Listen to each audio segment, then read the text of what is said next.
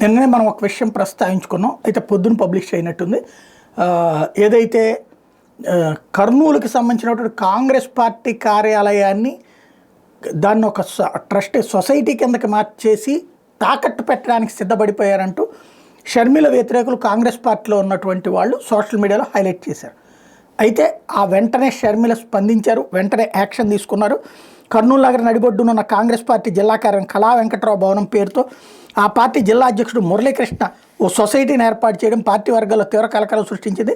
సుమారు 30 సెంట్ల విస్తీర్ణంలో ఉన్న ఆ కార్యాలయ ప్రాంగణంలో 18కి పైగా దుకాణాలు ఉన్నాయి. వాటి మీద పార్టీకి ప్రతి నెల 1,87,000 రూపాయల ఆదాయం వస్తుంది. ఆస్తి విలువ 30 కోట్లకు పైగానే ఉంటుందని అంచనా. ఆ కార్యాలయ స్థలం పార్టీ పేరిట ఉంది. అయినప్పటికీ కర్నూలు డీసీసీ అధ్యక్షుడు పి మురళీకృష్ణ గత నెల 28 కళా వెంకట్రావు భవనం సొసైటీ పేరుతో సొసైటీని ఏర్పాటు చేశారు. పార్టీ కార్యాలయం పేరు చిరునామాలను ఉపయోగించి సొసైటీ రిజిస్ట్రేషన్ చేయించి కెనరా బ్యాంకులో ఖాతాను తెరిచారన్న విషయం వెలుగులోకి వచ్చింది. పీసీసీ లేదా ఏఐసీసీ అనుమతి తీసుకోకుండా గుట్టుగా సొసైటీ రిజిస్ట్రేషన్ చేయించడం పార్టీ ఆస్తులను దుర్వినియోగం చేయడానికేనని సామాజిక మాధ్యమాల్లో పెద్ద ఎత్తున ప్రచారం జరుగుతుంది. పీసీసీ అధ్యక్షులు షర్మిల ఆదేశాల మేరకు నంద్యాల జిల్లా డీసీసీ అధ్యక్షుడు లక్ష్మీ నరసింహ యాదవ్ కర్నూలు 2వ పట్టణ పోలీస్ స్టేషన్లో దీని మీద కంప్లైంట్ చేశారు.